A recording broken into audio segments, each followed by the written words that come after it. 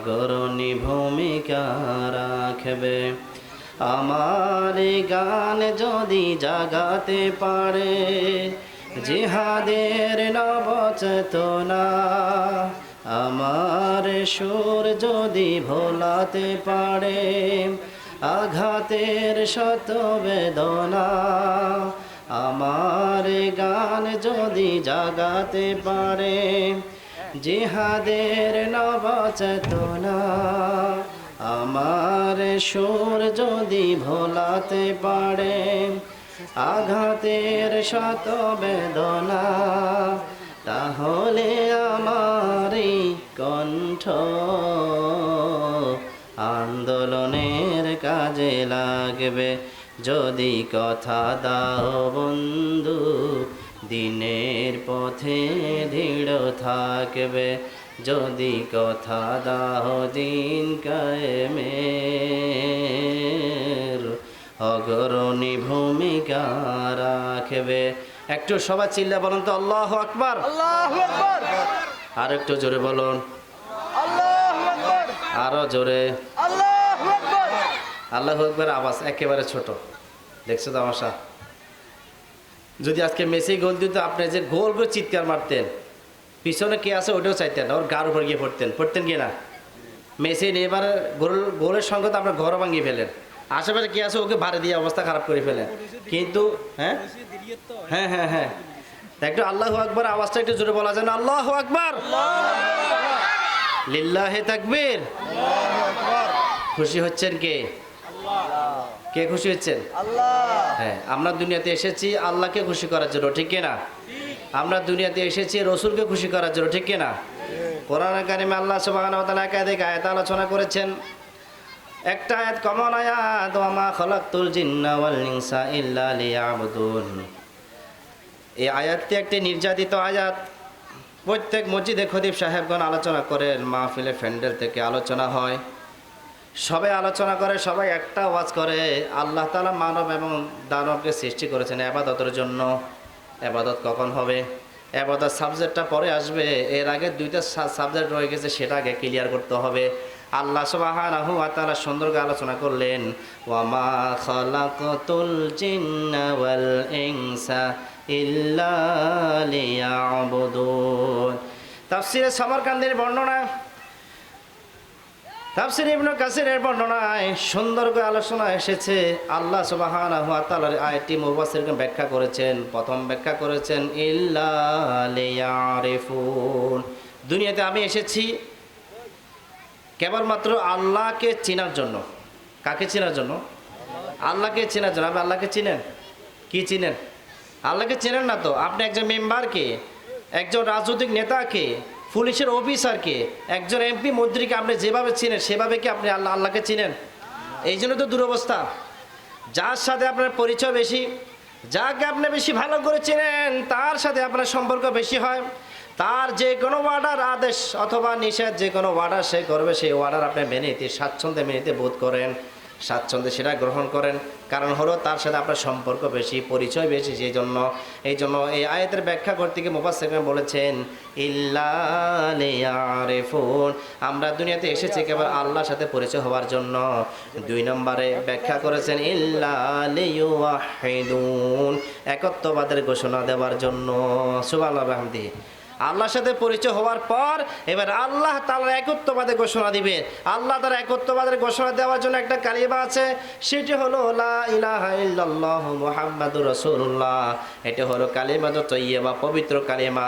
একজন মানুষ যদি ইসলামে প্রবেশ করতে চায়, তাকে এই কালিমা পড়েই ইসলামে প্রবেশ করতে হবে। এই কালিমা পড়া ছাড়া কেউ ইসলামে প্রবেশ করতে পারবে? পৃথিবীতে যত মতবাদ আছে সমস্ত মতবাদ হলো নাফাক। আর আল কালিমাতু হিয়াল উলিয়া, আল্লাহর কালিমা হলো সবার উপরে একেবারে পবিত্র। আর যে ব্যক্তি কালিমা পড়বে তার জবান পবিত্র হয়ে যাবে। যে ব্যক্তি লা ইলাহা ইল্লাল্লাহ মুহাম্মাদুর রাসূলুল্লাহ পড়বে তার মস্তিষ্ক পবিত্র হয়ে যাবে। যে ব্যক্তি লা ইলাহা ইল্লাল্লাহ মুহাম্মাদুর রাসূলুল্লাহ ভালো করে পড়বে তার উপর আল্লাহ খুশি হয়ে যাবে। যে ব্যক্তি লা ইলাহা ইল্লাল্লাহ মুহাম্মাদুর রাসূলুল্লাহ পড়বে, যে ব্যক্তি কালিমাটি পড়বে, আল্লাহ তাআলা তার জীবনের সব গুনাহ মাফ করে দিবে। সুবহানাল্লাহ ওয়া বিহামদিহি। কালিমার ব্যাখ্যা করলে তো সময় লাগবে। এরপরে আল্লাহর সাথে যখন আপনি পরিচয় হলেন, এবার একত্ববাদের ঘোষণা দিলেন, এবার আল্লাহ তাআলার মহত্ব যখন আপনার জানা হলো, এবার আপনি আল্লাহকে বলবেন, আল্লাহ আমি তোমার কাছে আমি মাথা নত করলাম, তোমার আদেশ নিষেধ সব আমি মেনে নিলাম। এই জন্য আজকে মুসলমান নামাজ পড়ে, অনেকে আছে নামাজ আবার শিরক করে, কুফরিয়ে করে, আল্লাহর বিরুদ্ধে কথা কয়, ইসলাম নিয়ে সংশয় লালন করে।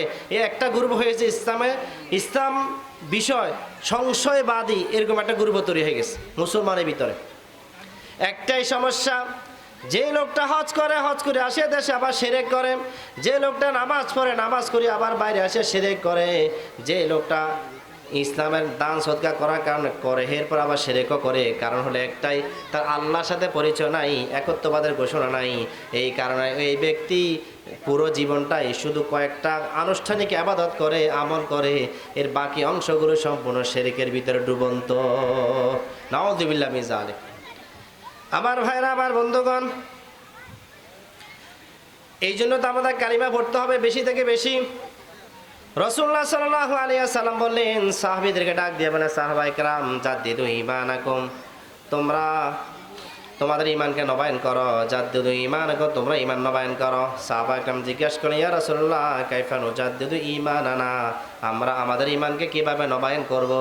আল্লাহ নবী বলে, আকতারু বিকাউলি লা ইলাহা ইল্লাল্লাহ, বেশি থেকে বেশি তোমরা এই কালিমাটি পড়তে থাকো, তোমাদের ঈমানকে আল্লাহ তাআলা তাজা করে দিবে। সুবহানাল্লাহ বিহামদিহি। দেখেন না, একজন মানুষ যখন মৃত্যু সোজা পৌঁছে যায়, তার সামনে কি করতে হয়? কালিমা তালকিন চলে না? একজন মানুষ যখন মৃত্যু সোজা পৌঁছে যায়, জান চলে যাবে, এই সময় পৌঁছে গিয়েছে, তখন মানুষেরা তার আশেপাশে যারা আছে প্রত্যেকে লা ইলাহা ইল্লাল্লাহ পড়ে। আবার মুমূর্ষ ব্যক্তিকে অর্ডার করেন, আপনি লা ইলাহা ইল্লাল্লাহ পড়ে, এটা অর্ডার করা নিষেধ। যদি আপনার কোনো কারণে তাকে অর্ডার করেন, আর সেই লোকটা যদি বলে আমি কালিমা পড়বো না, তাহলে শেষ বয়সে শেষ সময় এই লোকটাই বেঈমান হয়ে মারা যাবে। সুতরাং পাশে যারা আছে তারা যদি বলে লা ইলাহা ইল্লাল্লাহ, লা ইলাহা ইল্লাল্লাহ মুহাম্মাদুর রাসূলুল্লাহ, এই কালিমা পড়তে পড়তে যদি কোনো মানুষ মারা যায়, এই লোকটাকে আল্লাহ তাআলা তার নির্ধারিত জান্নাত দিয়ে দিবে। সুবহানাল্লাহ বিহামদিহি। এই কালিমাটা এমন একটি কালিমা যা মানুষের ঈমান বৃদ্ধি করে। এই কালিমা এমন একটি কালিমা মানুষের হৃদয়কে পরিষ্কার করে। এই কালিমা এমন একটি কালিমা মানুষের দৃষ্টিভঙ্গিকে পবিত্র করে। এই কালিমা এমন একটি কালিমা, যে কালিমা পড়ার পর মানুষের মূর্তি পূজা করে না, যে কালিমা পড়ার মানুষের শিরক করে না, যে কালিমা পড়ার পর মানুষের কুফর করে না, যে কালিমা পড়ার পর মানুষ আল্লাহ এবং রাসূলের কাছে নিজের জীবনকে সঁপে দেয়। সুবহানাল্লাহ বলবেন না? আমার ভাইয়েরা, আমার বন্ধুগণ, পৃথিবীতে প্রায় 800 কোটি মানুষ, 800 কোটি প্লাস মানুষ আছে পুরো পৃথিবীতে। 800 কোটি মানুষের ভিতরে মাত্র 200 কোটি হলো সফল মানুষ, ইমানদার মানুষ। বাকি আর 600 কোটি কেউ ইমান আনে নাই। 600 কোটি কী করে নাই? ইমান আনে নাই। ইহুদিরা ইমান আনে নাই, খ্রিস্টানরা ইমান আনে নাই, মুশরিকরা ইমান আনে নাই। কারণ পৃথিবীতে বাকি 3 শ্রেণীর লোক হলো অনেক বেশি। আল্লাহ তাআলা বললেন, ওয়ালাকাদ দারা'না লিজাহান্নামা কাসীরাম মিনাল জিন্নি ওয়াল ইনস।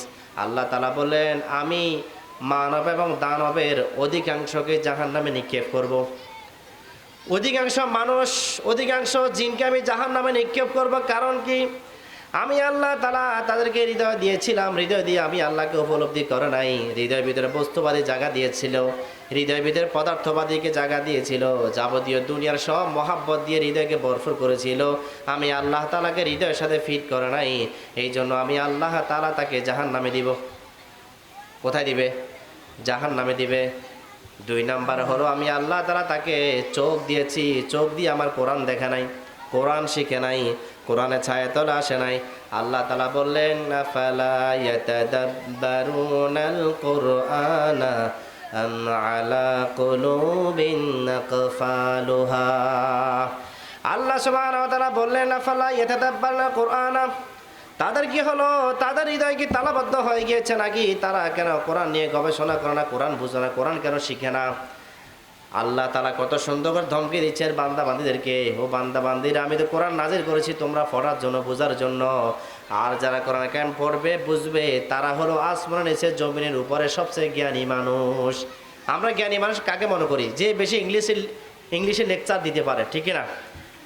আমরা মনে করি যে বেশি ইংলিশে লেকচার দিতে পারে, অ্যারাবিক ভাষা লেকচার দিতে পারে, বাংলা ভাষায় শুদ্ধ সাহিত্য ভাষা দিয়ে সুন্দর কথা বলতে পারে, তাকে আমরা জ্ঞানী মনে করি।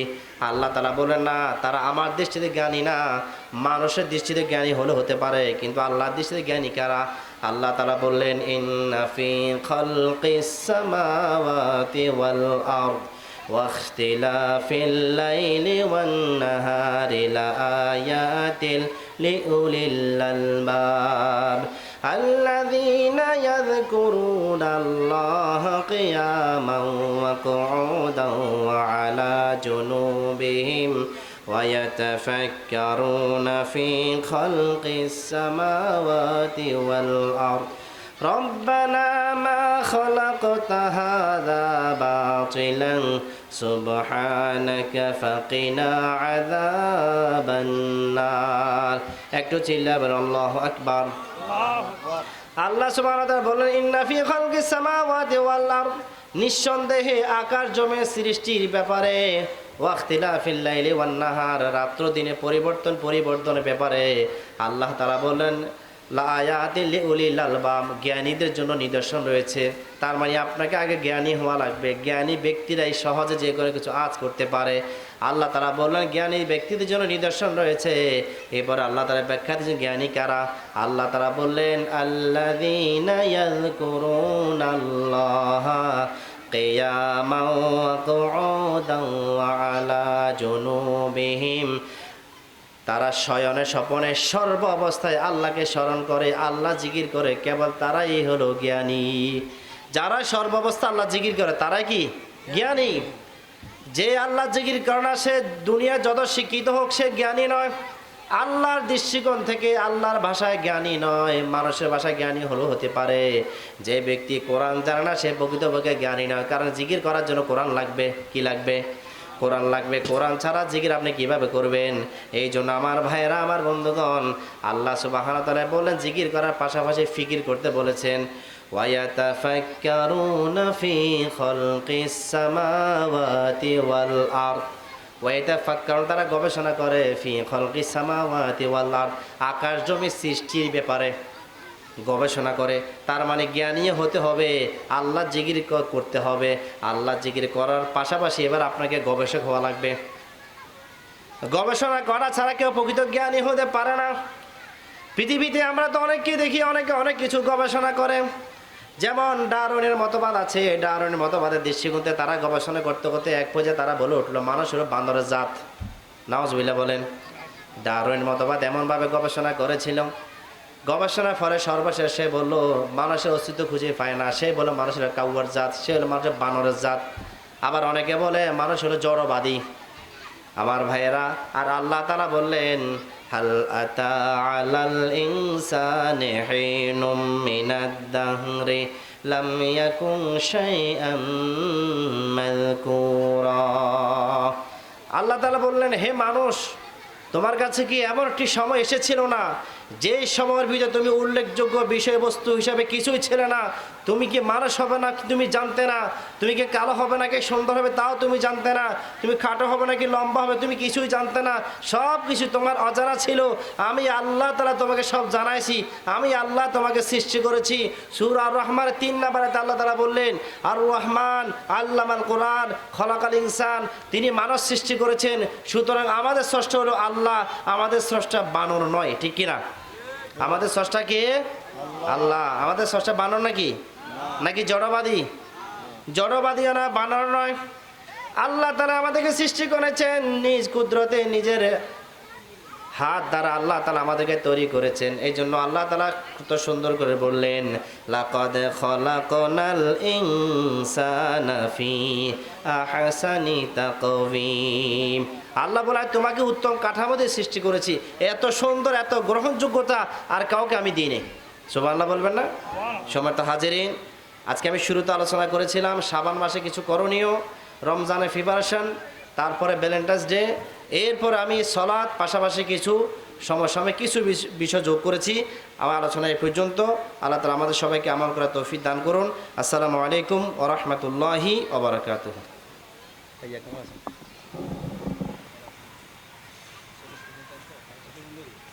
भैया